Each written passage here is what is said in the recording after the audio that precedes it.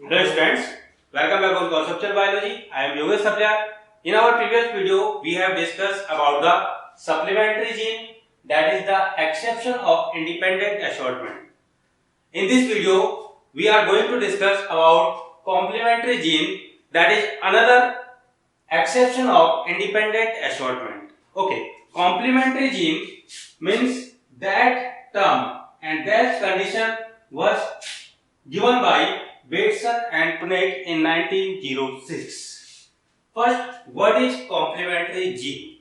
So complementary gene here non-allelic dominant gene pair means यहाँ पे मैं कह रहा हूँ non-allelic dominant gene pair जो एक एलील पे प्रेजेंट नहीं है means at the different locus अलग अलग लोकस पे प्रेजेंट है। वो लोकस एक क्रोमोसोम के अंदर भी हो सकता है और वो लोकस दो अलग अलग क्रोमोसोम के अंदर भी हो सकते हैं। Suppose that here is a chromosome pair and this is another chromosome pair और this condition this is another chromosome. Suppose one gene represented by C and another gene represented by E. Then this C is located here and E is located here. और दूसरी condition जो इसमें हो सकती है this E gene is also present on another locus of another chromosome. Means कहने का मतलब ये है कि या तो एक ही क्रोमोसोम में दो डिफरेंट लोकस पे प्रेजेंट होंगे या दो अलग अलग क्रोमोसोम पे दो अलग अलग लोकस पे प्रेजेंट हो सकते हैं। तो यहाँ पे हमारी कंडीशन ये है कि that two pair of non allelic dominant gene, इस टर्म को याद रखो डोमिनेंट, तो दोनों जीन इसमें डोमिनेंट होने चाहिए तभी जाके एक नया कैरेक्टर प्रोड्यूस होगा। तो ये क्या करते हैं कि जो भी जीन रहेंगे ये जीन अपने आप में एक फिनोटाइप प्रोड्यूस करते हैं, लेकिन ये फिनोटाइप तभी प्रोड्यूस करेंगे जब ये क्या करेंगे एक दूसरे के साथ डोमिनेंट फॉर्म में इंटरेक्ट करते हैं। अगर ये एक दूसरे के साथ डोमिनेंट फॉर्म में इंटरेक्ट नहीं करेंगे तो ये उस फिनोटाइप को प्रोड्यूस नहीं कर पाएंगे। सपोज एज एग्जांपल की तरफ चलते हैं, बट उससे पहले थोड़ा सा मैं ये कॉन्सेप्ट यहाँ पे अलग कर दूं कि इनमें जो कलर प्रोडक्शन होता है वो कलर प्रोडक्शन किस तरह से होता है। तो सपोज यहाँ पे मैंने तीन लिखे हैं A B and C, arrow का साइन जिस तरफ है इसका मतलब वो प्रोडक्ट क्या हो रहा है पिछले वाले प्रोडक्ट से बन रहा है। तो पहला प्रोडक्ट सपोज मैं ये ए को मान लेता हूं, ये एक रॉ मटेरियल है। इस रॉ मटेरियल में एक एंजाइम यहाँ पे काम करेगा जिसको हम E1 कहेंगे, जो कि बी प्रोडक्ट बनाएगा जिसको हम क्रोमेजन कहते हैं, that is responsible for the white colour. And यहां पे भी एक क्या करेगा एंजाइम फंक्शन करेगा जो कि सी के लिए रिस्पॉन्सिबल होगा, और ये जो सी है ये सी यहां पे है एंथोसाइनिन। तो anthocyanin produce the purple colour. Suppose this enzyme first is regulated by the gene C and this enzyme 2 is regulated by the gene E. तो ये दो जीन है जो कि रेगुलेट करते हैं दो डिफरेंट एंजाइम्स को। अब इन दोनों में से कोई भी अगर प्रेजेंट नहीं होगा, मतलब अगर यहाँ पे ये एंजाइम प्रेजेंट नहीं होता तो ये इसमें कन्वर्ट नहीं होगा, तो पर्पल कलर वहां पे नहीं बनेगा, मतलब प्रोड्यूस नहीं होगा। अगर दोनों डोमिनेंट नहीं होते हैं तो पर्पल कलर नहीं बनेगा। इसके अलावा अगर ये वाला अपसेंट होता है, यहाँ पे ये एंजाइम नहीं बनता है, ये जीन अपसेंट होता है, ये डोमिनेंट नहीं होता, तो उस कंडीशन में क्या होगा कि रॉ मटेरियल का कन्वर्जन क्रोमेजन में नहीं होगा। तो जब क्रोमेजन नहीं बनेगा तो आगे पर्पल की जो पॉसिबिलिटी है वो भी जीरो रहेगी। तो ये है कॉम्प्लीमेंट्री जो जीन है उनका इंटरेक्शन। अब कैसे इसको एक एग्जांपल के थ्रू हम यहाँ पे क्या करते हैं क्लियर करते हैं। तो एग्जांपल यहाँ पे जो मैं ले रहा हूँ वो एक फ्लावर कलर का ले रहा हूँ। तो फ्लावर कलर को हम यहाँ पे देखते हैं कि एग्जांपल के फॉर्म में जो हमारे पास कैरेक्टर है वो है फ्लावर कलर, और ये फ्लावर कलर ले रहा हूं मैं लेथाइरस ओडोरिटस का। तो Lathyrus odoratus that means sweet pea.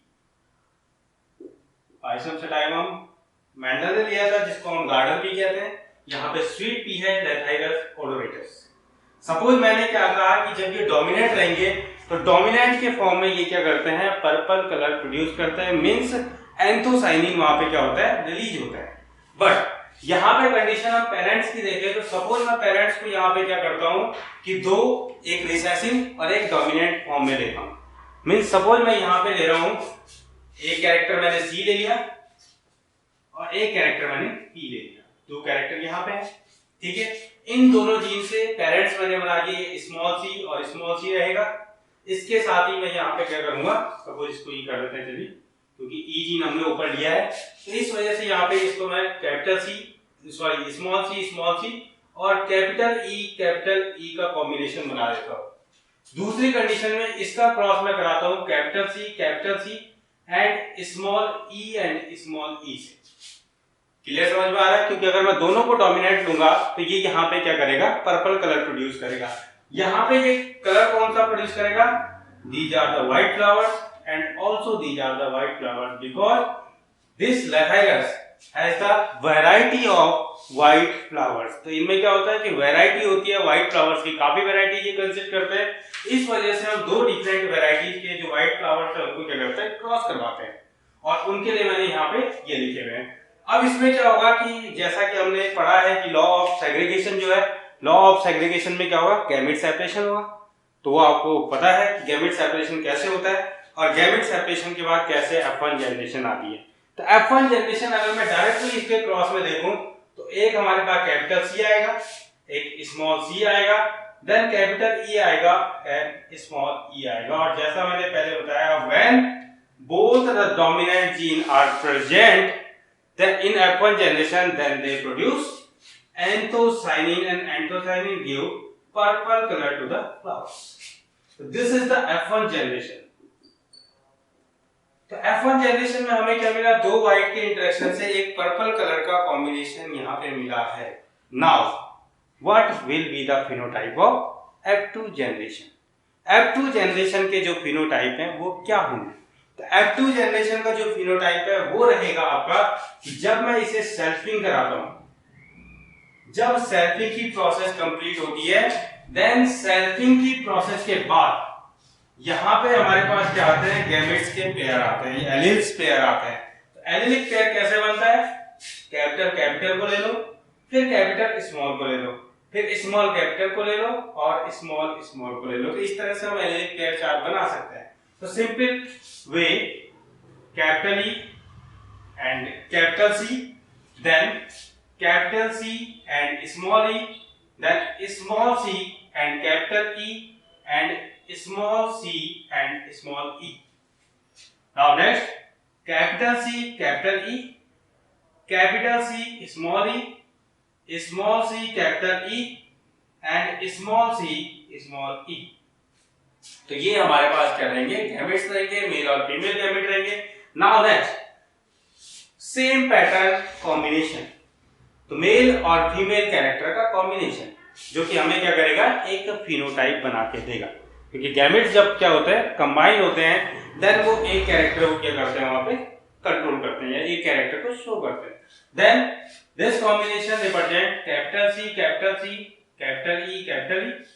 Then this combination capital C, capital E and small e. Next combination capital C, small c, capital E. Next combination capital E, small c, capital E and small e. Next one, this combination capital C, capital E and small e. This capital C, so capital C, small e.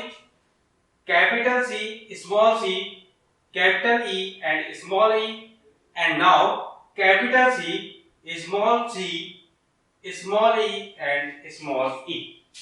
Now third combination, capital C, small c, capital E.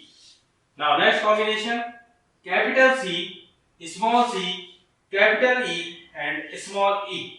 Next combination, small c, capital E and capital E, and the next combination capital C, capital C, capital E and small e. Another one combination capital C, small c, capital E, small e. इसके अलावा second combination जो बनेगा this is capital C, small C and then small E, small ई.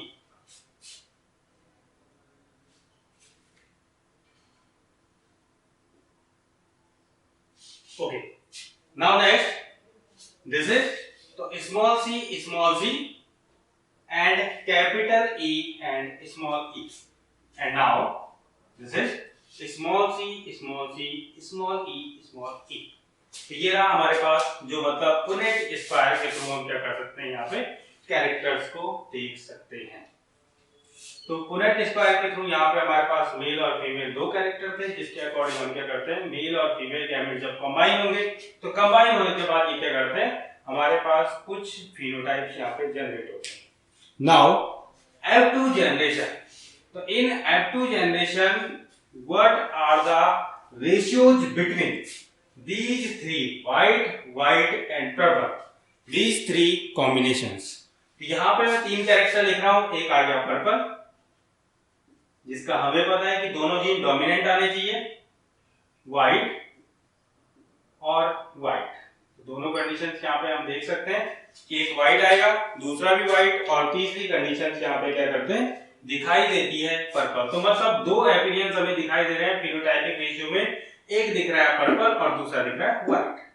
ठीक है, white का हमें पता है कि एक रिसेसिव और एक डोमिनेंट, और पर्पल का हमें पता है कि एक डोमिनेंट और दूसरा भी डोमिनेंट. तो दो डोमिनेंट जहां पे मिक्स होंगे दैट पर्पल, और वन डोमिनेंट जहां पे होगा वो आएगा व्हाइट. तो देखते हैं ऊपर से, कोशिश करते हैं. देखिए पहला क्या आ रहा है, तो ये पॉइंट देखो, डोमिनेंट पर्पल. चलिए इसे टिक मार देता हूं मैं. सेकंड है dominant purple, dominant purple, dominant purple. ठीक है, dominant purple, dominant and recessive, this is white. Dominant and फिर से क्या आ गया हमारा, dominant, this is purple, dominant and recessive, this is white.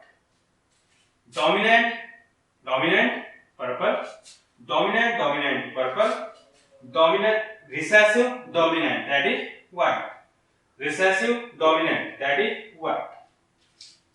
Dominant purple, dominant recessive, this is white. Recessive dominant white also, and recessive that is white also. क्योंकि इसको combine कर देंगे हम कि दोनों रिसेसिव कैरेक्टर्स हैं, तो इसलिए हम उसको क्या करते हैं, व्हाइट में ही काउंट करते हैं. वो कोई नया फिनोटाइप जनरेट नहीं करेगा क्योंकि दोनों रिसेसिव हैं. क्योंकि नया फिनोटाइप जो जनरेट होगा वो किस कंडीशन में होगा, जब दोनों डोमिनेंट जीन इंटरेक्ट करेंगे. तो यहाँ पे हमें दिख रहा है, अब देखो काउंट कर लेते हैं, 1 2 3 4 5 and 6 7 8 and 9. तो टोटल पर्पल के जो नंबर में वो तो आए 9. क्लियर. इसके अलावा हमारे पास दूसरी कंडीशन जो दिखेगी, दूसरी कंडीशन क्या दिखेगी, 1 जो मैंने इस तरह से लाइनिंग किए हुए, अंडरलाइन किए हुए, 1 2 3 4 5 6 8, इसको भी काउंट करते हैं. उसके बाद जो हो जाएगा 7.